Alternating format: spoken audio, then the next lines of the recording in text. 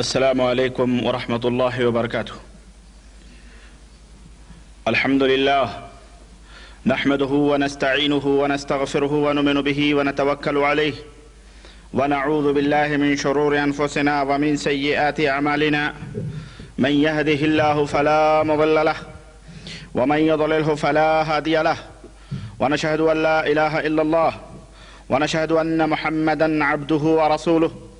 أما بعد فإن خير الحديث كتاب الله وخير الهدي هدي محمد صلى الله عليه وسلم وشر الأمور محدثاتها وكل محدثة بدعة وكل بدعة ضلالة وكل ضلالة في النار. قال الله تبارك وتعالى في كلامه المجيد: أعوذ بالله السميع العليم من الشيطان الرجيم. بسم الله الرحمن الرحيم. يا أيها الذين آمنوا اتقوا الله حق تقاته ولا تموتن إلا وأنتم مسلمون. يا أيها الناس اتقوا ربكم الذي خلقكم من نفس واحدة وخلق منها زوجها وبث منهما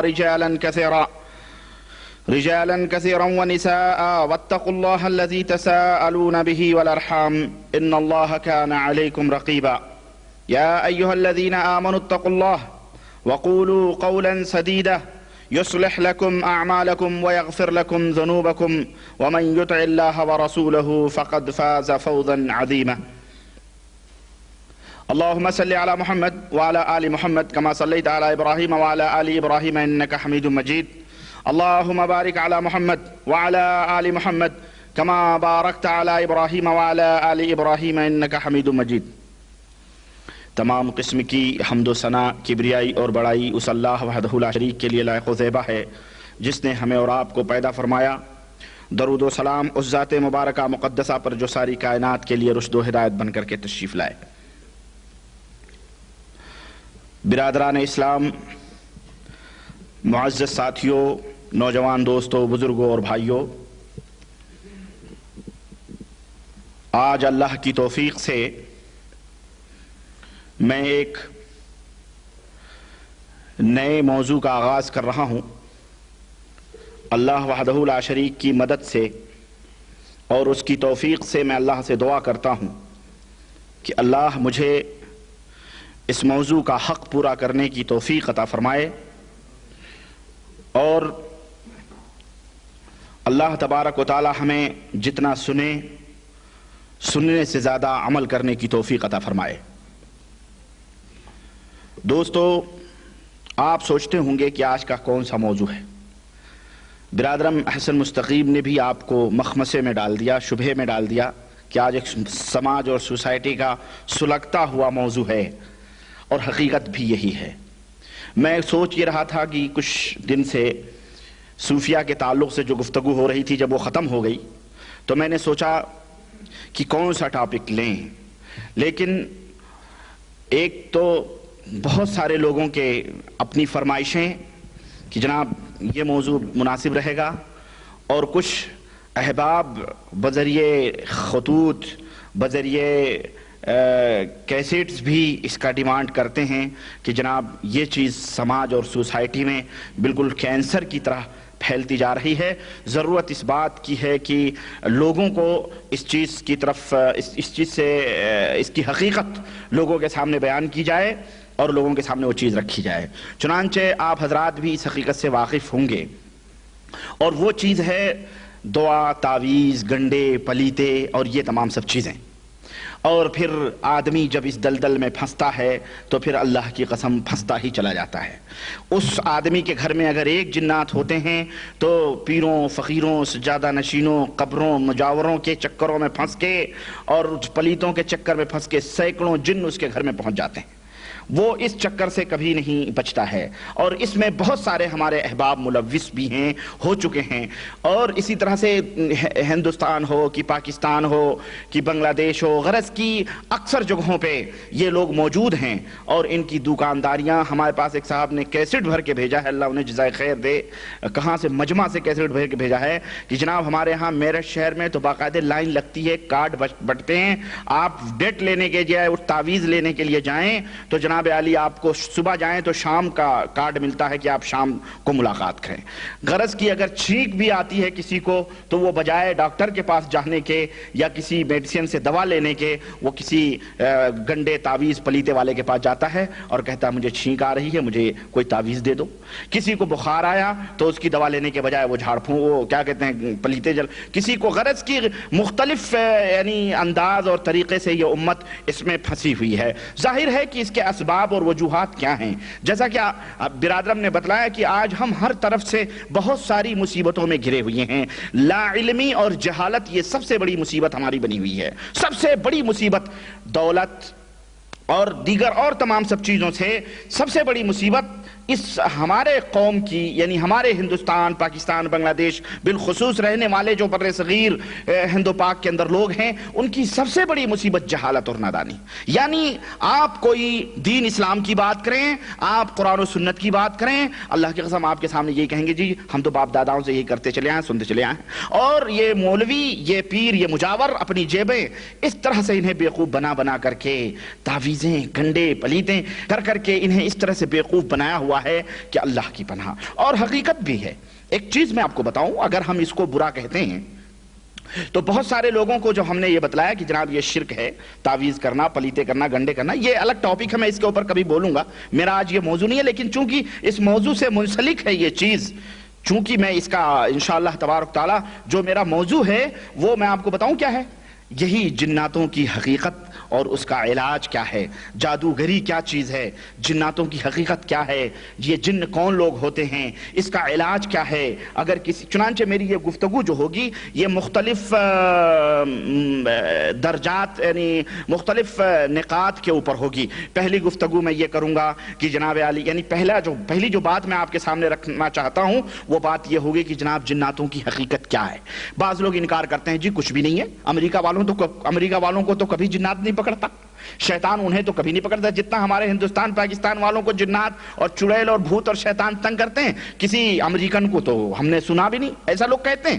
موجودہ دور کے دہریے جو ہیں کہتے ہیں جی ان کو تو کبھی جنات نہیں پکڑا, یورپ والوں کو کبھی جنات شیطان نہیں پکڑتے.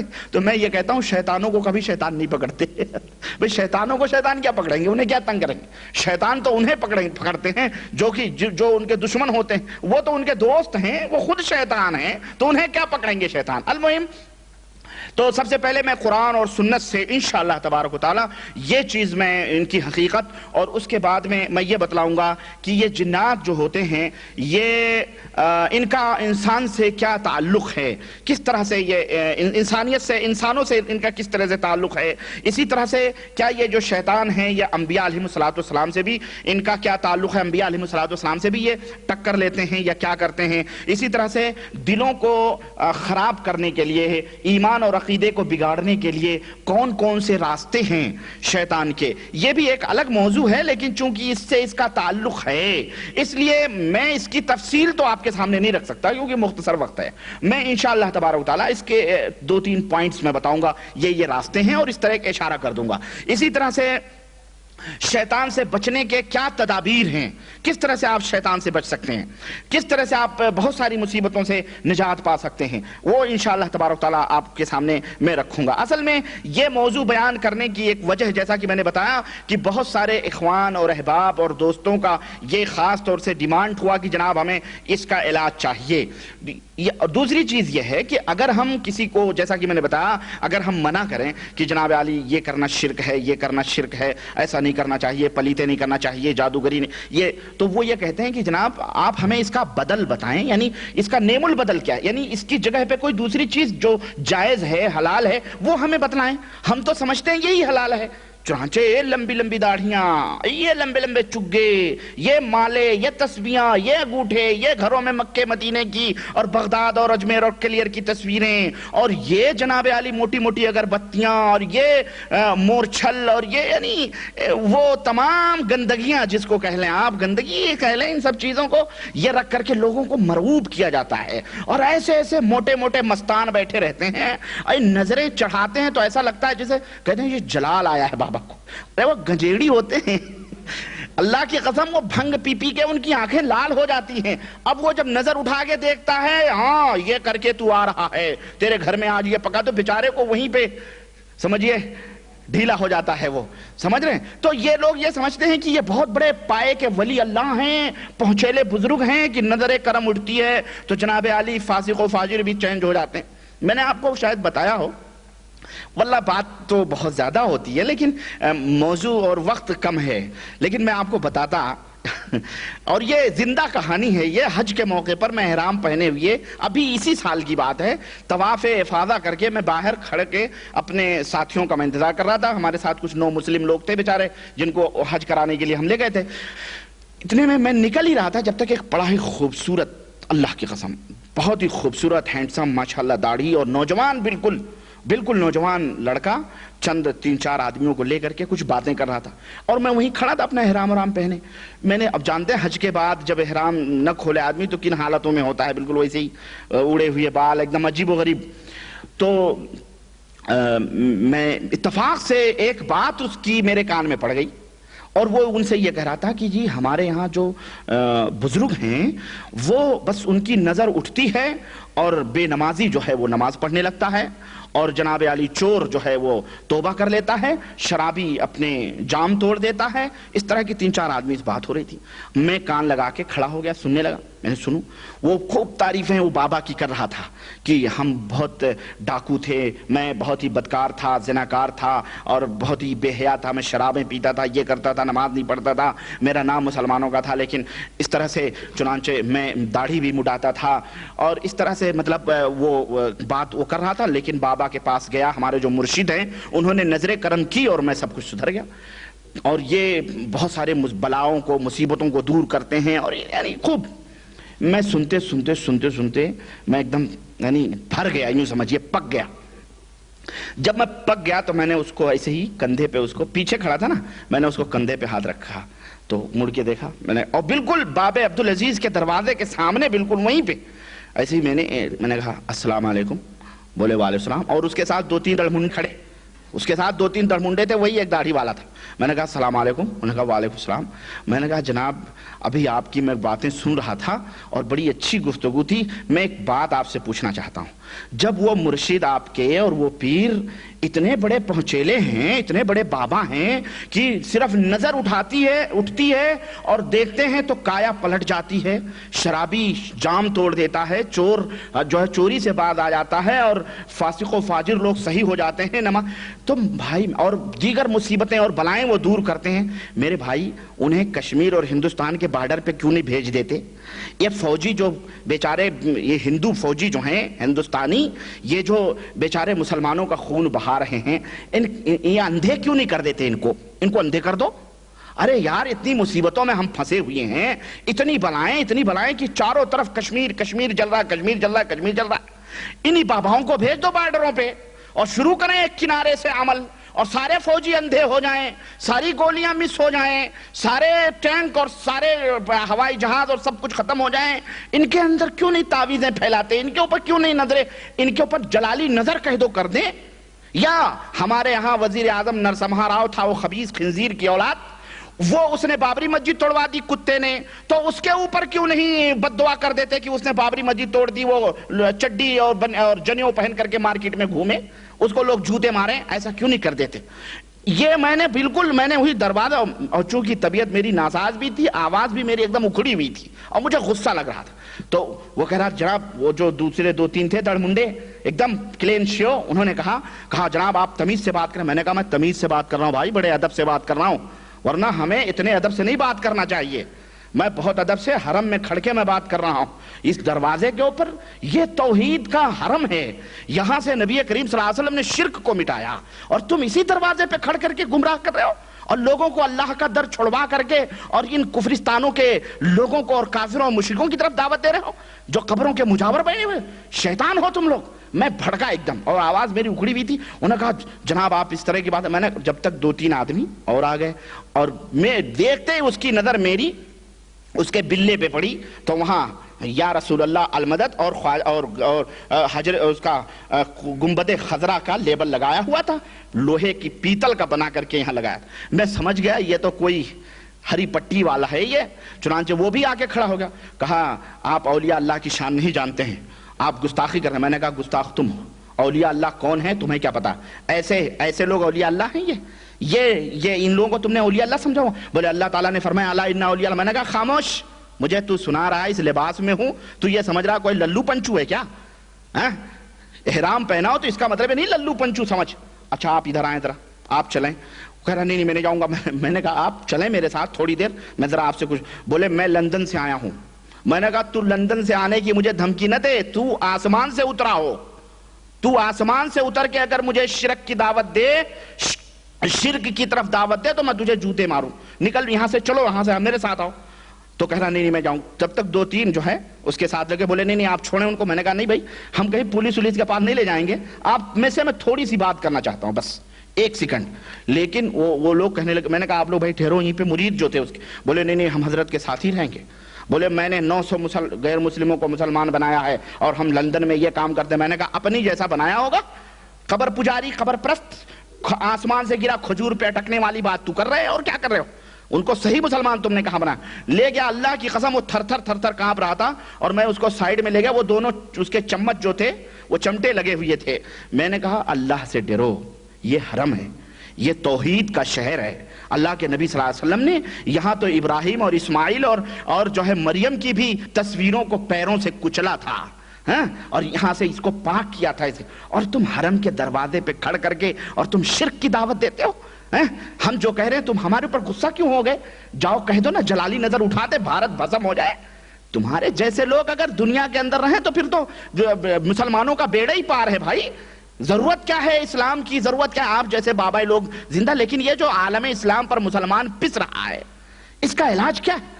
غرض کی وہ اتنا مبہوت ہوا. بولے میں آپ سے کیا بات کروں، آپ سے بحث کروں؟ آپ ہمارے گھر پہ آئے تھے تو ہم بتاتے. ہم نے کہا کہاں ہے آپ کا گھر؟ بولے ہم نہیں بتائیں گے. وہ چلا گیا، اس کو دونوں مرید اس کو لے کے چلے گئے. المہم کہنے کا مطلب یہ ہے کہ اس طرح سے دھونس جماتے ہیں، اس طرح سے امت کو گمراہ کرتے ہیں. وہ شیطان تھا. آخرکار وہ اس کو بولا کہ میں نے تجھے کہا تھا حرم کے دروازے پہ مت کھڑو، باہر کھڑا ہو. چنانچہ اس کو لے کر کے پھر وہ جماعت منتشر ہو گئی وہاں سے. المہم اس طرح سے لوگ اپنی پیری کا، مجاوری کا، مرشدی کا، تقوی کی، پرہیزگاری کا، اور جناب وہ لباسوں کا، اور اپنی چوٹیوں کا، اپنے اتنے موٹے موٹے مالاؤں اور تسبیحوں کا، انگوٹھیوں کا. آپ نے دیکھا ہوگا ایسے لوگ ہمارے یہاں بہت ہیں. اور کچھ سادی وردی کے اندر بھی بیٹھے ہیں. کچھ سادی وردی، سب ایسے نہیں ہوتے، کچھ سادی وردی کے اندر بھی بیٹھ کے لوگوں کو لوٹتے ہیں، اپنے آپ کو حکیم الامت اور پتہ نہیں کیا کہتے ہیں، اور قرآن کو بیچ کے کھاتے ہیں. آپ کہو گے یہ دیکھو میرے پاس میں کیوں یہ موضوع بیان کر رہا ہوں، اس کی بھی ایک وجہ. یہ حکیم الامت کی پڑیا ہے، یہ نسخہ حکیمیہ ہے. یہ مولانا اشرف علی تھانوی صاحب، دیکھیں برا نہ مانیے گا، یہ میں اپنی طرف سے نہیں بول رہا ہوں، برا ماننے کی ضرورت، میں کسی کے اوپر تان و تشنیع کر رہا ہوں.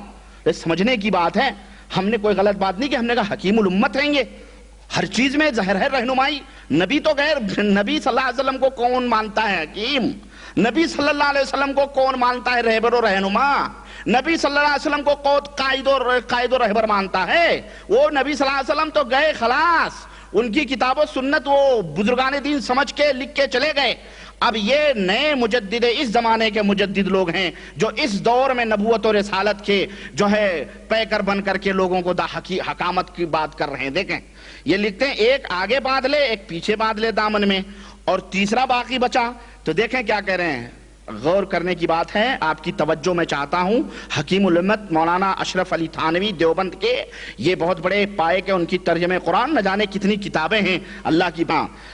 لکھتے ہیں کہ ایک تو آگے باندھ دے، دوسرے پچھلے دامن میں، اور ایک زیر ناف باندھ لے. نعوذ باللہ. کہاں باندھ لے؟ زیر ناف. ہمارے ایک بھائی نے ہم سے سوال نہیں کیا بلکہ کیسٹ بھر کے بھیجا. کہا جناب آپ نے درود و سلام والی کیسٹ میں کتا کہا ہے. اب جاہل لوگ یہ کہتے ہیں جی کتا ہم کو کہہ رہے ہیں، میلاد پڑھنے والوں کو، ہے نا. آپ نے اصل میں کس کو کتا کہا؟ اور جاہل لوگ بیچارے کسی اور کو کتا سمجھتے ہیں. میں نے نہیں کہا کتا، انہوں نے خود اپنے آپ کو کتا کہا ہے. میں نے تو صرف سگ کے اوپر جو پردہ پڑا ہوا تھا نا، سگ، لفظ سگ، اس کے اوپر جو سگانے مدینہ، سگے مدینہ، کتا جو پڑا، جو سگ مانے کتا ہوتا نا، تو اس کتے کے اوپر جو پردہ پڑا ہوا تھا میں نے وہ پردہ ایسا پھاڑ دیا. میں نے کہا دیکھ یار اس کے پیچھے یہ سگ کا مطلب کیا ہے ذرا سمجھ، یہ دیکھ. تو اب بل بلا گئے. جی ربانی صاحب کتا کہہ رہے. میں نے نہیں کتا کہا بھائی، میں کسی کو کتا، ان کی کتابوں میں لکھا ہوا ہے یہ کتا لکھا، وہ خود اپنے آپ کو کتا بن رہے ہیں، تو ہمیں کہنے میں کیا مذائقہ یہ بتاؤ؟ اگر ہم کہیں یہ مدینے پاک کے کتے یا غوث پاک کے کتے ادھر آ، تو کون سی بری بات ہے بھائی؟ ابھی خود کہہ رہے ہو تو ہم بھی کہہ رہے ہیں، تو یہ ہم نہیں کہہ رہے ہیں۔ زیر ناف، زیر مانے نیچے، اور ناف تو سمجھتے ہیں آپ، ناف، ناف کے نیچے یعنی جہاں گندگی کے بال ہوتے ہیں، جہاں کہ اللہ کے نبی صلی اللہ علیہ وسلم نے فرمایا کہ وہ ناف کے نیچے کے بال جو ہے صاف کیا کرو ہفتے میں، 2 ہفتے میں، 40 دن کے اندر اندر، وہی زیر ناف۔ اب وہ مقام تو نہیں بتا سکتے جہاں سے خون نکلتا ہے، وہ مقام تو زیر ناف تو پورا ہی ہے کہ نہیں؟ چونکہ حکیم کی پڑیا ہے، اس لیے یہ دیکھیں یہ اعمال قرآنی۔ میرے عزیز، میرے بھائی، یہ ایک چاول ہے ڈیک کا، یہ ڈیک کا ایک چاول ہے۔ اس طرح کی تو میں سینکڑوں مثالیں لا سکتا ہوں، ہمیں اس سے غرض نہیں یہ حضرت کس جماعت کے لیڈر ہیں یا رہنما تھے، اللہ تعالیٰ معاف کرے، ہم تو یہی کہیں گے، اور ایسے ان کے شر اور فساد لکھی ہوئی باتوں کے اوپر ہمیں عمل کرنے سے بچائے۔ غرض کہنے کا مطلب یہ ہے کہ اس طرح کی پڑیے لوگوں کے اندر تقسیم کیے جاتے ہیں۔ اب لوگ بیچارے ہمارے کہتے ہیں کہ جناب ہمیں تو اس کا علاج تو پتہ نہیں ہے، یہ جن ہے، یہ بھوت ہے، یہ پریت ہے، یہ کیا ہے، یہ مصیبتوں میں ہم پھنسے ہوئے ہیں، آخرکار اس کا علاج کیا ہے؟ تو ایک سبب تو یہ ہے کہ میں یہ چاہتا ہوں کہ آپ حضرات کے سامنے وہ علاج بتاؤں جو قرآن و سنت سے ثابت ہے، اللہ اور اس کے رسول صلی اللہ علیہ وسلم نے جس طرح سے علاج کیا۔ اور جیسا کہ میں نے بتلایا کہ میری گفتگو یہ 3-4 پوائنٹس کے اوپر ہوگی۔ سب سے پہلے چونکہ یہ جناتوں وغیرہ کا بھی اثر ہوتا ہے یہ تمام سب چیزیں۔ اب پیٹ میں درد ہو تو آدمی رکھے جھاڑ پھونک کرے، بھائی پیٹ میں درد ہو تو ذرا سا آپ وہاں سے بھی دوائیں بھی لے لیں۔ اب یہ نہیں کہ اسی کے اوپر آپ کو کینسر کی بیماری ہو گئی تو پیر صاحب کی پڑیا کھائیں، پڑیا لکھ کے باندھیں تعویذ۔ تو اسی طرح سے آپ کہیں سفر کریں تو ہمارے ہاں امام زامن بھی باندھتی ہیں، ہماری مائیں بہنیں ہمارے ہاں جب چلتے ہیں، کوئی بھائی لوگ یہاں بہت سارے آتے ہیں تو کہتے ہیں جی امام زامن باندھ لو، اس میں کچھ پیسے ہوتے ہیں۔ امام زامن، امام حسین کہتے ہیں امام حسین کی ضمانت میں تم جا رہے ہو، یا امام علی کی ضمانت میں جا رہے ہو، یعنی تم ان کی نگرانی اور نگہداشت میں تم یہ سفر کر رہے ہو، اور پھر جب وہاں پہنچنا تو اس کو کھول کے ان کے نام کی نیاز دلا کے فاتحہ پڑھ، روحوں کو بخش دینا، خلاص، یہ ہوتا ہے امام ضامن۔ اور لوگوں نے تو اپنے رہے، نرسمہا راؤ اور بی جے پی کے لیڈر کون تھا، وہ اٹل بہاری واجپئی، اس کے اوپر بھی امام ضامن باندھتے ہیں ہمارے ہاں کی نقاب پوش عورتیں بیچاری۔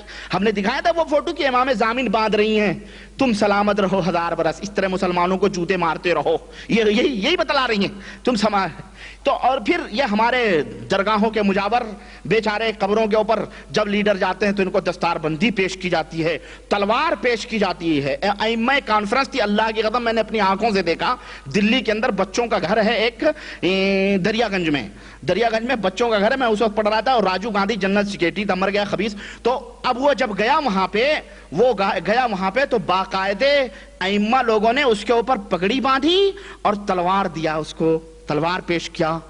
مسلمانوں کو کاٹنے میں کام آئیں گی یہ تلواریں، یہ ہتھیار ہے نا، اپنا ہتھیار خود تو استعمال نہیں کرتے، چوڑیاں پہن لی ہیں انہوں نے، اب غیر قوموں کو دے رہے ہیں کہ لو تم سنبھالو، یہ تمہاری چیز ہے، ہم ذلیل ہیں، رسوا ہیں، ایسے رہیں گے، ہم سسکتے رہیں گے، ہم سب کچھ کرتے رہیں گے۔ تو اس طرح سے انہوں نے جو ہے یہ تمام سب چیزیں سونپ دیں۔ غرض کہنے کا مطلب یہ ہے کہ اس طرح سے جو ہے ہمارے ہاں ان سب کفر کی بھی حفاظت ہوتی ہے، اور اکھنڈتا اور بھارت کی ایکتا کی باتیں ہوتی ہیں کہ ہمارا ملک ٹوٹے نہیں، اکھنڈتا ہو، اس کے اندر ایکتائیت آئے، اور یہ ہو وہ ہو، اور اس طرح سے جو ہے ہوتا ہے۔ غرض میرے عزیز، میرے دوست، یہ اسباب ہیں، ان اسباب کی وجہ سے میں نے مناسب سمجھا کہ اندھیرے میں بھٹکے ہوئے ہمارے نبی صلی اللہ علیہ وسلم کی ان بھولی بھالی امتوں کو چلو نبی کریم صلی اللہ علیہ وسلم کی وہ ٹمٹماتی ہوئی روشنی دکھائیں کہ اللہ کے نبی صلی اللہ علیہ وسلم نے اس سلسلے میں، اللہ تبارک و تعالیٰ نے اس سلسلے میں کیا رہنمائیاں فرمائی ہیں۔ جہاں اللہ کے نبی صلی اللہ علیہ وسلم نے ہمیں دین اسلام سے لے کے عقیدہ سے لے کے عمل اور اخلاق اور چھوٹی سے چھوٹی باتیں بتلائی ہیں، کیا اللہ کے نبی صلی اللہ علیہ وسلم نے اس طرح سے ہمیں ان شیطانوں اور ان بھوتوں سے بچنے کا بھی کوئی راستہ بتلایا ہے یا نہیں بتلایا ہے؟ حقیقت یہ ہے کہ اللہ کے نبی صلی اللہ علیہ وسلم نے یہ راستے اللہ کی قسم بتلائے ہیں، اور بہت ہی مدلل طریقے سے اللہ نے بھی بتلایا اور نبی کریم صلی اللہ علیہ وسلم نے بھی بتلایا کہ شیطانوں سے اس طرح بچ سکتے ہو، شیطان تمہیں چھو بھی نہیں سکتا، شیطان تمہارے قریب بھی نہیں آ سکتا، شیطان تمہیں کوئی پریشان نہیں کر سکتا، ان سے بچ سکتے ہو، اور اگر کبھی بائی چانس دشمن ہے، کبھی کوئی دھکا لگا دیا تو اس کے بچنے کی یہ ترکیب ہے، اللہ کے نبی نے بتلائی ہے۔ لیکن اصل میں یہ ہے نا کہ تعویذ پہن لینا، پلیتے پہن لینا آسان ہے، لیکن نبی کریم صلی اللہ علیہ وسلم کی باتیں چونکہ وہ عمل کرنا پڑے گا، اس کے اوپر جو ہے عملی ثبوت دینا پڑے گا، لوگوں کو سب کچھ کیا کہتے ہیں محنت کرنا پڑے گی، اس لیے اس سے دور بھاگتے ہیں، اور نہ یہ مجاور اور نہ یہ پیر، نہ یہ شیخ الحدیث اور نہ یہ محدث کرام جو تعویذیں بنڈل کے بنڈل بیچتے ہیں، اس امت کو بتاتے ہیں کہ میرے بھائی یہ کرو تم اپنا عقیدہ درست کرو، نہیں بتاتے، جیبیں بھر رہے ہیں، یہ 100 روپے کی تعویذ ہے، یہ 1000 کی تعویذ ہے، یہ 125 کی تعویذ ہے، یہ 500 کی تعویذ ہے، اس طرح تمہارے گھر میں اتنے جنات، اتنے، یہی سب بتایا جاتا ہے۔ غرض کہنے کا مطلب ہے میں نے سوچا کہ آپ حضرات کے سامنے، اپنے دوستوں کے سامنے، اور جہاں تک میری آواز جائے پہنچے ان لوگوں کے سامنے میں یہ باتیں کھول کر کے رکھوں کہ سب سے پہلے دشمن کی حقیقت سمجھو۔ شیطان ہی تو دشمن ہے نا، ان الشیطان الانسان عدو مبین، سب سے پہلے دشمن کی حقیقت سمجھو، پھر دشمن کن کن راستوں سے تمہارے اوپر حملہ آور ہوتا ہے اس کو سمجھو، کیا اس نے انبیاء کے اوپر بھی حملے کیے اسے بھی سمجھو، کیا اس کا دلوں کے برباد کرنے کے کون کون سے راستے ہیں اس کو بھی سمجھو، پھر اس دشمن سے بچنے کے کیا کیا طریقے ہیں وہ بھی سمجھو، اور جو دشمن کی رنجش اور اس کی بندش میں آ چکا ہے، دشمن کے جھمیلے میں پہنچ چکا ہے اس شیطان کے، اس کا علاج کیسے ہو، وہ کیسے بچ سکتا ہے، یہ تمام سب چیزیں میں انشاءاللہ تبارک و تعالی یہ آپ کے سامنے رکھنا چاہتا ہوں۔ آئیے سب سے پہلے، اچھا ایک چیز اور میں آپ کو بتاؤں، بعض ہمارے بھائی لوگ ہیں یہ سوچتے ہیں کہ یہ جو علاج ہوگا دشمن کا، جنات کا، یہ سوچتے ہیں کہ یہ علاج صرف وہی کر سکتا ہے جو کسی قبر کا مجاور ہو، یا کسی چلے کے اوپر بیٹھا ہو، تعزیے پہ سجدہ کرتا ہو، یا نظر و نیاد، یہ تمام سب چیزیں جو خرافات کرتے ہیں یہی لوگ کر سکتے ہیں۔ وہ ان کا یہ سوال ہوتا ہے کیا ہم بھی یہ علاج کر سکتے ہیں؟ بے شک آپ بھی یہ علاج کر سکتے ہیں، ہر مسلمان یہ علاج کر سکتا ہے۔ شرط کیا ہے؟ اس کے کچھ صفات ہیں، علاج کرنے والے کے لیے کچھ صفات ہیں، کچھ اس کے گن ہیں، وہ سمجھ لیں، اس کو اپنے ذہنوں میں بٹھا لیں، بے شک آپ بھی اس طرح سے علاج کریں، اپنا علاج کریں، اپنے گھر والوں کا علاج کریں، وہ شروط ہیں، ان شروط کے اوپر آپ مکمل طور پہ اتر جائیں، یقیناً آپ بھی کر سکتے ہیں۔ اسی طرح سے کچھ شبہات اس طرح کے بھی پیدا ہوتے ہیں کہ جناب علی قرآن کریم میں ظاہر ہے اللہ کے رسول صلی اللہ علیہ وسلم نے جو آیتیں آپ پڑھ کے بتاؤ گے، یا یہ آیت، ایسا تو اللہ کے نبی نے نہیں فرمایا ہے کہ جی یہ آیت پڑھو تو یہ ہوگا، یہ آیت کریمہ پڑھو تو یہ ہوگا، تو کیسے آپ کیا کریں گے؟ تو اصل میں یہ ہے کہ ہمارا جواب یہ ہے کہ جناب ایسا ہے کہ اللہ کے رسول صلی اللہ علیہ وسلم نے، بلکہ اللہ تبارک و تعالیٰ نے پورے قرآن کو شفا قرار دیا ہے۔ جہاں حضور صلی اللہ علیہ وسلم سے مل جائے حدیث کہ اللہ کے نبی نے یہ پڑھا، وہ تو اہلاً و سہلاً سراخوں پہ، جہاں نہ ملے وہاں قرآن کریم کی آیت ہے، اللہ تعالیٰ نے فرمایا وَنُنَزِّلُ مِنَ الْقُرْآنِ مَا هُوَ شِفَاءٌ وَرَحْمَةٌ لِّلْمُؤْمِنِينَ وَلَا يَزِيدُ الظَّالِمِينَ إِلَّا خسارہ، کہ ہم نے اس قرآن کو اتارا ہے اور اس میں شفا ہے، اس میں کیا ہے؟ شفا ہے، مومنوں کے لیے شفا ہے، اور اس میں رحمت ہے، اور ظالموں کے لیے اس میں کیا ہے؟ خسارہ اور نقصان ہے۔ اسی طرح سے اللہ کے رسول صلی اللہ علیہ وسلم نے، اور یہ شفا جو ہے جہاں پر آدمی کی روحانیت کو یہ قرآن شفا دیتا ہے، شرک اور خرافات کی گندگیاں اور پلید ان دلوں سے نکالتا ہے یہ قرآن، اور اسے صحیح فکر اور اللہ وحدہ لا شریک کی معرفت یہ قرآن دیتا ہے، وہیں جسمانی طور پر جو آفات، جو بلیات، جو آہات، جو پریشانیوں میں یہ اللہ کے بندے ملوث ہوں گے ان کے لیے بھی اس میں شفا ہے، معنوی طور پر بھی، اور یعنی روحانی طور پر بھی اور جسمانی طور پر، دونوں طور پر یہ قرآن ہمارے لیے شفا ہے۔ اسی طرح سے حضرت عائشہ رضی اللہ تعالیٰ عنہ کی روایت، اللہ کے رسول صلی اللہ علیہ وسلم نے فرمایا، حضرت عائشہ رضی اللہ تعالیٰ عنہ فرماتی ہیں کہ نبی کریم صلی اللہ علیہ وسلم ہمارے پاس آئے، اور ہمارے پاس ایک عورت بیٹھی ہوئی تھی جو علاج کر رہی تھی، جو علاج معالجہ کرتی تھی، تو یعنی وہ جھاڑ پھونک کرتی تھی، تو اللہ کے رسول صلی اللہ علیہ وسلم نے فرمایا عالجیہ بکتاب اللہ، اے بندی خدا، اے بادی خدا، اللہ کے قرآن سے علاج کرو۔ کس سے علاج کرو؟ اللہ کے کتاب یعنی قرآن کریم سے علاج کرو۔ تو اس آیت کریمہ سے، اس حدیث سے صاف واضح ہو گیا کہ پورے قرآن سے بھی ہم علاج کر سکتے ہیں اور یہ جائز ہے، اس کے اندر کوئی قباحت نہیں ہے۔ اسی طرح سے بخاری شریف کی وہ روایت جس میں حضرت ابو سعید خدری رضی اللہ تعالیٰ عنہ نے وہ بچھو کے ڈنگ جس کو لگے تھے سورہ فاتحہ پڑھ کے علاج کیا تھا، تو نبی کریم صلی اللہ علیہ وسلم نے فرمایا کہ تجھے کیسے معلوم ہوا، تمہیں کیسے معلوم ہوا کہ سورہ فاتحہ کے اندر یہ اس سے جھاڑ پھونک کیا جاتا؟ تو نے بولا اللہ کے نبی نے میں نے پڑھی، اللہ تعالیٰ نے فائدہ دی۔ اس میں بھی واضح طور یہ ملتی ہے کہ سبھی نے اس وقت یہ نہیں سوچا کہ یہ سوچو کہ اللہ کے نبی نے کون کون سی آیتیں پڑھی ہیں، بلکہ ان کے ذہن میں بات آئی کہ قرآن سے علاج ہوتا ہے، اس لیے انہوں نے سورہ فاتحہ پڑھ دیا، خلاص اللہ تعالیٰ نے اسے شفا دے دی۔ اسی طرح سے جس طرح سے قرآن سے علاج کرنا جائز ہے، اسی طرح سے نبی کریم صلی اللہ علیہ وسلم سے جو دعائیں ثابت ہیں اس سے بھی علاج کرنا جائز ہے۔ اسی طرح سے اللہ کے جو اسما ہیں، اللہ کے نام جو ہیں 99 اور جو بھی کم و بیش زیادہ کم ہوں، اسی طرح سے وہ اللہ تعالیٰ کے جو صفات ہیں ان کے ذریعے سے جو ہے جھاڑ پھونک کرنا یہ جائز ہے۔ اسی طرح سے صحیح مسلم کے اندر اللہ کے رسول صلی اللہ علیہ وسلم سے لوگوں نے کہا کہ انہوں نے کہا اے اللہ کے رسول انا کنا نرقى فی الجاہلیہ، اے اللہ کے نبی ہم جاہلیت کے زمانے میں، کفر کے زمانے میں جو ہے ہم جھاڑ پھونک کرتے تھے، تو آپ صلی اللہ علیہ وسلم نے فرمایا اعرضوا علیہ رقاکم لا باس بالرقیہ، اے لوگو اپنے جھاڑ پھونک کی جو دعائیں تھیں اس کو ہمارے اوپر پیش کرو، یعنی بتاؤ کیسے کیسے پڑھتے تھے۔ لا باس بالرقیہ ما لم تکن شرکن، اگر اس میں شرکیہ الفاظ نہ ہوں تو پھر کوئی حرج نہیں ہے، اس سے دعائیں کر سکتے ہیں۔ تو گویا اس حدیث سے معلوم ہوا کہ جھاڑ پھونک تک جائز ہے، جھاڑ پھونک قرآن کریم سے، اللہ کے نام سے، اس کے صفات سے، اسی طرح سے ان دعاؤں کے ذریعے سے جس میں شرکیہ کلمات نہ ہو اور عربی میں ہو، اس سے جائز ہے دعا کرنا۔ تو یہ شریعت کا معیار ہے، یہ شریعت کا ترازو ہے، اس سے ہٹ کر کے اگر کوئی شخص کوئی علاج کرتا ہے تو یہ سراسر شرک اور سراسر یہ بدعات اور خرافات کے اندر یہ چیز آئے گی۔ غرض کہنے کا مطلب یہ ہے، آئیے اس سے پہلے کہ میں کیا کہتے ہیں اس علاج میں داخل ہوں، یہ بات آپ کو یعنی علاج نہیں بلکہ اس کی حقیقت چند باتیں آپ کے سامنے رکھنا یہ بھی ضروری ہیں۔ چنانچہ اس سلسلے میں بہت سارے جن جو انسانوں کو پکڑتے ہیں تو جب ان کے اوپر وہ سوار ہوتے ہیں یعنی انہیں پکڑتے ہیں تو وہ جن انہیں حرام کام کرنے کی دعوت دیتے ہیں۔ وہ شیطان کیا کرتے ہیں کہ حرام کام کرو، چنانچہ آپ نے دیکھا ہوگا وہ یعنی گالیاں بکتا ہے اور بے حرمتی کرتا ہے، نماز نہیں پڑھتا ہے، حرام ہی ہے نا، نماز چھوڑنا حرام ہی ہے۔ اسی طرح سے وہ جن اسے لوگوں سے کہتا ہے، ہم نے تو اپنے کانوں سے سنا ہے کہ فلانے بابا کی درگاہ پہ چلو تو ہم چلے جائیں گے، کہتا ہے کہ نہیں کہتا ہے؟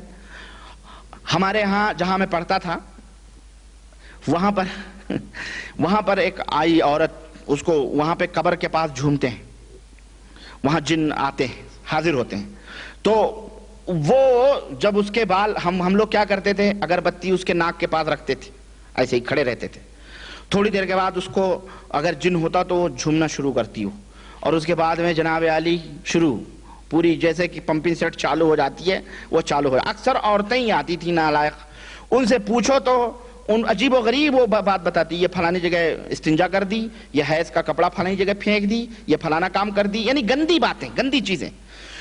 تو ایک جن تھا وہ کہتا تھا میں یہاں نہیں چھوڑوں گا، میں یہاں نہیں چھوڑوں گا، میں غازی بابا کے یہاں جاؤں گا۔ غازی بابا کے یہاں، غازی بابا جانتے ہیں؟ غازی بابا نہیں جانتے؟ بہرائچ شریف میں غازی میاں ہیں، 17 سال میں مرے تھے وہ، ان کی شادی نہیں ہوئی تھی تو ان کو بالے میاں کہا جاتا ہے، یعنی کنوارے ہی مر گیا وہ۔ ہم وہاں جائیں گے، وہاں دیونی کے وہ رکھے ہوئی ہیں، بندے کان کی بالیاں دیونی کی رکھی ہوئی ہیں، آپ تعجب کریں گے کہ سونے چاندی کی ہیں؟ نہیں، او اتنا بڑا پتھر کا سلہ ہے بھیا، ہم نے تو دیکھا ہے، کہتے ہیں یہ سل اسی وقت اٹھے گا، چکی ہے، چکی جیسے چکی نہیں ہوتی پیسنے کی، اس کی دگنی چکی ہے وہ اتنی موٹی، کہتے ہیں یہ غازی بابا کی خدمت کرتی دیونی تھی ہے، یعنی وہاں رہتی تھی اور پھر جو ہے وہ مر گئی، تو وہ کان میں پہنتی تھی۔ وہ کہتے ہیں کہ وہ چکی کوئی نہیں اٹھا پاتا ہے، اگر کوئی یا غازی پیر کہہ کے اٹھائے تو وہ اٹھتا ہے۔ دیکھیں وہاں بھی اللہ تعالیٰ یعنی یہ شیطان اس سے شرک کام کروا رہا، اللہ کو پکارنے کے بجائے وہ جو ہے ان پیروں مردوں کو پکارے تو اٹھ جاتی ہوگی بھائی۔ تو بہرحال تو کہنے کا مطلب یہ ہے کہ اس طرح سے جنات حرام کاموں کا حکم دیتے ہیں. شیطان چل فلانے بابا کے ہاں چل، فلانے چلے پہ کر تعزیہ بنا، یہ کر وہ کر، نیاز دے، اتنے بکرے ذبح کر، ہمارے فلانے بابا کے نام سے اتنے مرغے لا، یہ کر وہ کر، دنیا بھر کے حرام کاموں کا حکم دیتے ہیں. تو یہ ضرورت ہے نا بھائی اس بات کی کہ ہم آپ کے سامنے یہ حقیقت کھول کے رکھیں کہ نہیں. اسی طرح سے دشمنان اسلام جو ہیں، چاہے وہ کرسچن ہوں یا غیر قوم کے لوگ ہوں، وہ مسلمانوں کو تنگ کرنے کے لیے جادو کرتے ہیں، جن بھیجتے ہیں، ان سے حرام کام کرواتے ہیں، چنانچہ ان سے پوجے کرواتے ہیں. مندروں میں بھی جاتا، پوجا کرتا، پاٹ کرتا، لوگ سمجھتے ہیں اس کے اوپر جنات ہے، اور اس طرح سے اسے غلط کاموں کی طرف مائل کرتے ہیں. اور لوگ کہتے ہیں کہ جی بس یہ تو جو ہے ہمارا دین، ہمارا مذہب اختیار کر لیا، یعنی کسی بہانے سے مسلمانوں کو تنگ کیا جاتا ہے. اور چونکہ اس موضوع پر ہمارے مولانا حضرات زیادہ بولتے بھی نہیں ہیں، اور جو بولیں کیسے جب اس میں خود وہ ننگے ہیں تو دوسروں کو ننگا کیسے کہیں گے. زیادہ تر مولوی یہ سب کام کرتے ہیں، یا زیادہ حافظ جی لوگ ہوتے ہیں ہے نا، یہی کام کرتے ہیں. 10 پارے حفظ کر لیے، پورا قرآن حفظ، کوئی دھندا نہیں ملا تو بس دعا تعویذ کے دھندے. آپ دیکھیں بامبے میں، آپ کراچی میں، کہیں بھی دیکھیں آپ، جناب عالی خوب دھندے چل رہے ہیں. جناب عالی اچھے سے اچھی، وہ فقیر اس کی بیوی وہاں مر رہی ہے، یہاں بامبے میں بیٹھ کے، کراچی میں بیٹھ کے وہ دھندے چالو کیا ہوا، اور خوب کمائیاں اس سے ہو رہی ہیں. تو غرض آئیے سب سے پہلے ہم یہ جناتوں کی یہ حقیقتوں کو سمجھتے ہیں کہ کیا یہ جنات ہیں بھی یا نہیں ہیں. میں زیادہ تفصیل میں نہیں جاؤں گا، بس قرآن کریم اور ایک حدیث آپ سمجھنے کے لیے کافی ہے. اللہ وحدہ لا شریک نے قرآن کریم میں فرمایا وَمَا خَلَقْتُ الْجِنَّ وَالْإِنسَ إِلَّا لِيَعْبُدُونَ، ہم نے جناتوں کو اور انسانوں کو صرف اپنی عبادت کے لیے پیدا کیا ہے. یہ اس بات کی دلیل ہے کہ جناتوں کا وجود موجود ہے، جناتوں کا وجود ہے. اسی طرح سے اللہ تعالیٰ نے فرمایا کہ وَإِذْ صَرَفْنَا إِلَيْكَ نَفْرًا مِّنَ الْجِنِّ يَسْتَمِعُونَ الْقُرْآنَ، سورہ احقاف آیت نمبر 29. اللہ تعالیٰ نے فرمایا کہ اے رسول، اور جب ہم نے متوجہ کیا آپ کی طرف جناتوں کی ایک جماعت کو جو آپ سے قرآن سن رہے تھے، یعنی جناتوں کی ایک جماعت آپ سے قرآن سن رہی تھی. تو اس آیت کریمہ سے معلوم ہوا کہ جنات جو ہے یہ قرآن پڑھتے اور پڑھاتے، اور حدیث بھی آ رہی ہے وہ میں بتاؤں گا. اسی طرح سے قرآن کریم میں کئی جگہیں ہیں، سورہ انعام کے اندر موجود ہے، سورہ رحمان ہے، سورہ جن ہے، اسی طرح سے سورہ جن جو ان تمام صورتوں کے اندر موجود ہیں جنوں کے قصے، جنوں کے واقعات. تو یہ آیت کریمہ اس بات کی دلیل ہے کہ جنوں کا وجود ہے. جو لوگ انکار کرتے ہیں وہ جھوٹے ہیں، وہ کذاب ہیں. ہمارا اللہ یہ کہتا ہے جن ہیں، جناتوں کو پیدا کیا. اسی طرح سے صحیح مسلم کی روایت میں حدیث سے دلیل لیں. حدیث میں صحیح مسلم حضرت عبداللہ ابن مسعود رضی اللہ تعالیٰ عنہ اس حدیث کے راوی ہیں، کہتے ہیں کہ کننا مع رسول اللہ صلی اللہ علیہ وسلم، کہ ہم رسول اللہ صلی اللہ علیہ وسلم کے ساتھ تھے، ذات لیلۃ، ایک رات، ففقدناہ، تو ہم نے آپ صلی اللہ علیہ وسلم کو ایک رات گم پایا. ہم آپ صلی اللہ علیہ وسلم کے ساتھ تھے لیکن پھر ہم نے آپ صلی اللہ علیہ وسلم کو گم پایا. تو ہم نے آپ کو وادیوں میں، گھاٹیوں میں، پہاڑیوں میں، مکے کی گلی گلی میں ڈھونڈا لیکن آپ صلی اللہ علیہ وسلم نہ ملے. تو ہم نے سوچا کہ آپ کو کوئی ضرور تکلیف پہنچی ہے اور آپ صلی اللہ علیہ وسلم کو یا تو اغوا کر لیا گیا یا تو آپ کو قتل کر دیا گیا. غرض کی وہ رات ہم نے بہت بری رات گزاری، بڑی بری رات گزاری. صبح جب ہوئی تو ہم نے دیکھا کہ آپ ہیرا پہاڑی کی طرف سے چلے آ رہے ہیں. اللہ اکبر، آپ ہیرا پہاڑی کی طرف سے چلے آ رہے ہیں. اور یہ بیچارے عاشقان مصطفیٰ نبی کریم صلی اللہ علیہ وسلم کی چہرے مبارک کو دیکھ کر کے جو جیتے تھے، یہ دوڑے دوڑے نبی کریم صلی اللہ علیہ وسلم کے پاس گئے، کہنے لگے فقلنا یا رسول اللہ فقدناک فطلبناک فلم نجدک فبتنا بشر لیلۃ بات بها قوم. اللہ کے نبی، ہم نے آپ کو گم پایا اور ہم نے آپ کو ڈھونڈا، تلاش کیا، لیکن آپ کو ہم نہ پائے. ہم نے یہ رات اس قوم کی طرح گزاری ہے جو سب سے مصیبت اور پریشانی میں رہ کر کے وہ رات وہ قوم گزارتی ہے، بڑی بری رات گزاری ہے. فقالا، تو آپ صلی اللہ علیہ وسلم نے فرمایا اتانی داعی الجن، اتانی. اچھا چلو میں ترجمہ بتا دوں، مجھے ایک بات آ جاتی ہے ذہن میں، وہ میں اشارہ کرنا چاہتا تھا، بہرحال ابھی میں بتاتا ہوں. فاتانی داعی الجن، تو میرے پاس جناتوں کا ایک گروپ آیا، ایک آدمی آیا. فذهبت معه، تو میں ان کے ساتھ گیا. فقرات علیہم القرآن، تو ہم انہیں قرآن پڑھ کے ہم نے انہیں سنایا. آپ صلی اللہ علیہ وسلم فرمایا وہ آئے اور ہمیں کو بلا کے لے گئے تو ہم نے انہیں قرآن سنایا. یہاں پر ایک بات آپ دیکھیں اللہ اکبر، اللہ اکبر. آج کل ایک بات آئی ہے، میں نقط بیان کر کے نکل جاتا ہوں، میں وہاں زیادہ دیر نہیں رکوں گا. حضرت عبداللہ ابن مسعود رضی اللہ تعالیٰ عنہ کتنے بڑے جلیل القدر صحابی ہیں. یہ بتائیں، یہ جو ہمارے جنہیں ہم ولی اللہ صوفیہ سمجھتے ہیں، جنہیں ہم نے بزرگان دین کہا ہوا ہے، اور جن کے بارے میں غوث پاک رکھ لیں آپ، چلیں ہم منڈی پکڑ لیتے ہیں، شیخ عبد القادر جیلانی کو مثال میں لے لیتے ہیں. کیا شیخ عبد القادر جیلانی یہ حضرت عبداللہ ابن مسعود سے افضل ہیں؟ آپ بتائیں. شیخ عبد القادر جیلانی کے تعلق سے ہمارے اس دور کے جو مشرکین ہیں، قبر پرست، بیچارے بھی کہہ دو، مسکین ہیں، علم نہیں. کیوں؟ اگر علم ہو جائے تو یہ صحیح راستے پہ آ جائیں. ان کے مولوی انہیں علم ہی نہیں دیتے ہیں. یہ بیچارے یہ کہتے ہیں کہ غوث پاک پوری کائنات کے اندر ان کا حکم چل رہا ہے اور سب کچھ ہو رہا ہے. وہ 12 برس کی کشتی بھی واپس لا رہے ہیں. چنانچہ فوٹو دکھایا گیا، فوٹو میں پتہ ہے غوث پاک کی تصویر دکھا کر کے کشتی ڈوب رہی ہے، نیچے سے غوث پاک اٹھا کر کے اس کو باہر لا رہے ہیں. یہ فوٹو بکتے ہیں جناب، ہندوستان میں، پاکستان میں یہ بک رہے ہیں. اور اسی طرح سے یعنی حکمرانی چل رہی ہے، فلانے کے شیروں پہ حکمرانی ہے، دریاؤں پہ حکمرانی ہے، جانوروں پہ حکمرانی، جو کچھ بھی ہے سب کچھ ہے، سب کچھ. یہ بزرگ حضرت عبداللہ ابن اور غیب جانتے ہیں، دلوں کی بات جانتے ہیں. آج بھی پکارو یا غوث المدد تو بغداد سے ہندوستان پہنچ جاتے ہیں اور سن لیتے ہیں، سب کچھ کرتے ہیں. عبداللہ ابن مسعود رضی اللہ تعالیٰ عنہ اتنے بڑے عاشق جو نبی کا چہرہ دیکھے بغیر چین اور سکون آئے، کہہ رہے ہیں اللہ کے نبی یہ رات ہم نے بڑی بری گزاری، ہم نے تلاش کیا پائے. ان بیچاروں کو علم غیب تو نہ ہوا، جو نبی کے صحابہ تھے، جو نبی کے دوست تھے، انہیں تو کسی طرح سے نہ معلوم ہوا کہ ہمارا نبی جس طرح ہمارا رسول بن کے آیا تھا، اسی طرح سے ایک دوسری قوم جنات بھی ہے، ان کا بھی آقا بن کے آیا تھا. ان میں قرآن پڑھنے گیا ہے، انہیں قرآن سنانے گیا ہے. جس طرح سے انہیں ہمارے نبی ہیں، اس طرح ان کے بھی نہیں. ان بیچاروں کو تو نہ معلوم ہوا. ان بیچاروں کو جو صحابی تھے انہیں تو نہ پتا چلا. ان رکابیوں کو بڑی اچھی طرح سے معلوم ہو جاتا ہے. صحابی نہ جانے، رکابی پھٹ سے سمجھ جائیں کہ جناب علی یہ ہمارے بزرگ ہیں، یہ ولی اللہ فلانے ہے. نہیں، بات سمجھ میں آ رہی نہیں. آپ دور جانے کی ضرورت نہیں ہے جناب. صحابہ کرام رضوان اللہ علیہم اجمعین کے ایسے ایسے واقعات ہیں جو ان کے ان عقیدوں کو باطل کرتے ہیں. یہ صحابہ کو نہیں مانتے، اللہ کی قسم. اب دیکھیں صحیح مسلم کی روایت کھلی ہوئی بات ہے کہ نہیں. چلیں آگے بڑھتے ہیں، چھوڑیں آپ. یہ ایک نقطہ تھا جو میں بتانا چاہتا تھا. دیکھیں وہ کہہ رہے ہیں اللہ کے نبی میں نے آپ کو نہیں پایا، تلاش کیا، صبح اللہ کے نبی آئے تو پہنچ گئے. اللہ کے نبی ایسا ہوا. انہیں تو معلوم ہو جانا چاہیے، علم غیب تو انہیں بدرجہ اولا ہونا چاہیے. کیوں؟ نبی کے زمانے میں رہ رہے ہیں، جبریل آ رہے ہیں، وہی اترتی تھی، سب کچھ دیکھتے تھے نبی، سب کچھ. وہ خیر القرون سارے زمانوں میں سب سے بہترین زمانے کے بہترین لوگ تھے. لیکن انہیں علم غیب نہ ہوا. یہ پدی کے شوربے. اب آپ بات آتی ہے تو کہنا پڑتا ہے، معاف کیجئے گا ذرا. تو انہیں سب کچھ پتا ہوتا ہے، ان کے بزرگوں کو سب کچھ معلوم ہوتا ہے. اللہ خیر چھوڑیں. بہرحال اللہ کے نبی صلی اللہ علیہ وسلم نے فرمایا ایسا معاملہ تھا.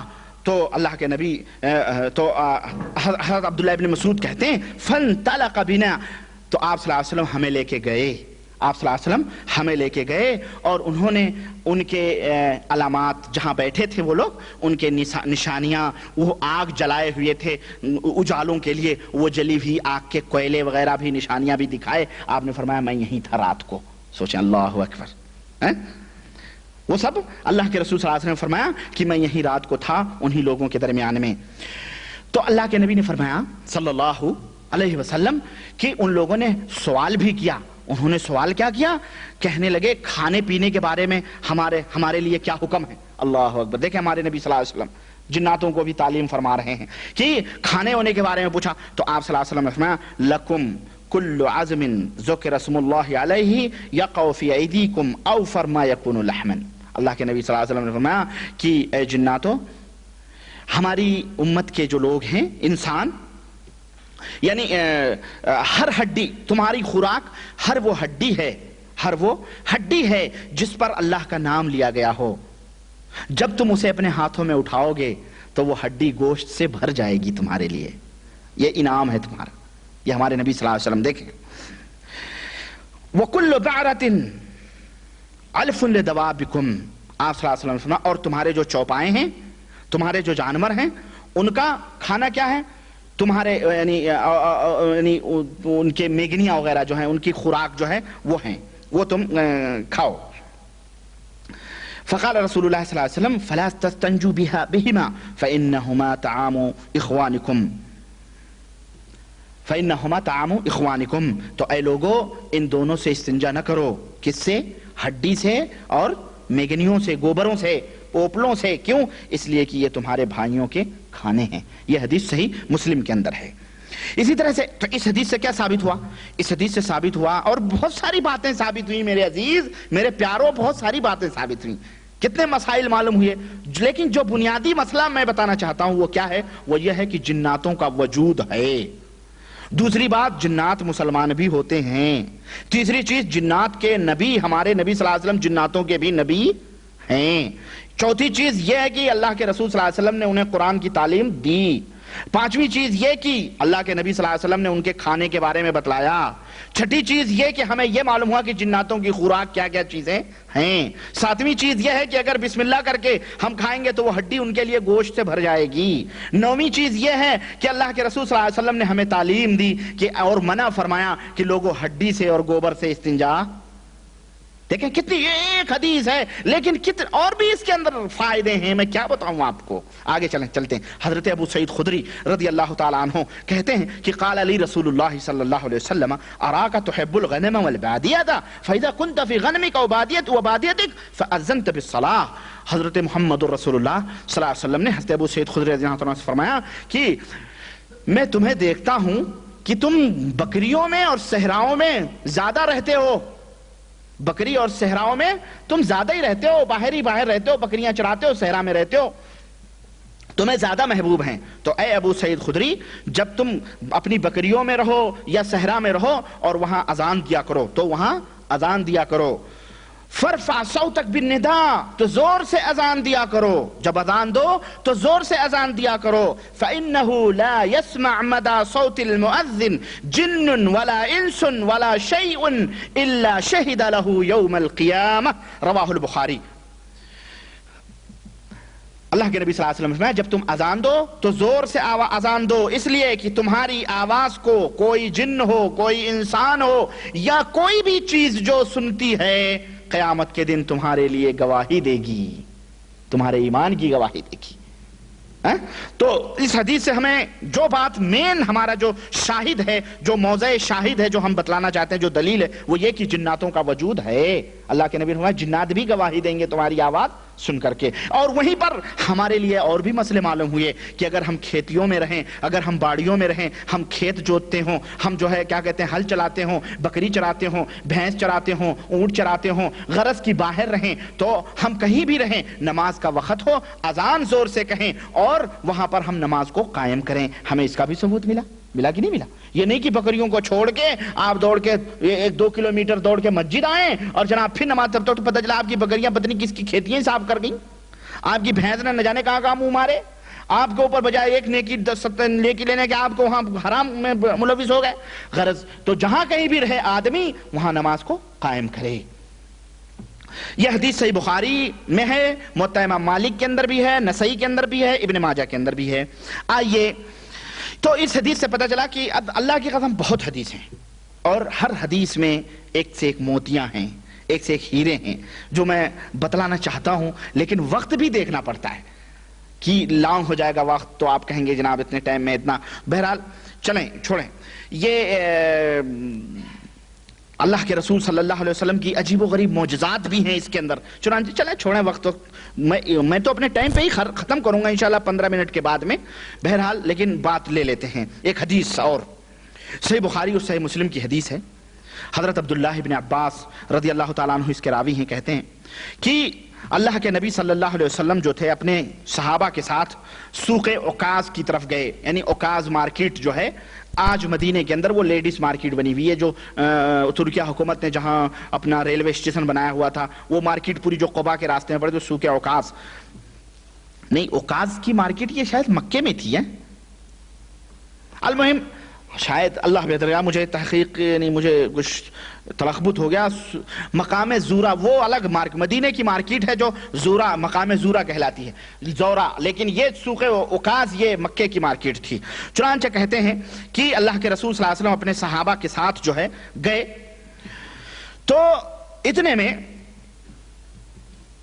آسمان اور سے جو خبریں آتی ہیں اس کے درمیان اور شیطانوں کے درمیان میں ایک فاصلہ ہو گیا، یعنی شیطان اب وہ چیز اور ہے. اب آپ کو یہ بھی سمجھاؤں کہ شیطان جو ہوتے ہیں نا، آگے حدیث آئے گی وہ کہ شیطان جو ہوتے ہیں جن، یہ سیڑھیاں بنا کے آسمانوں تک اللہ تعالیٰ جو فیصلے فرماتا ہے اس کو سننے کی کوشش کرتے ہیں ہمیشہ. تو شہاب ثاقب ان کے اوپر ٹوٹتا ہے، شہاب ایک آگ کی طرح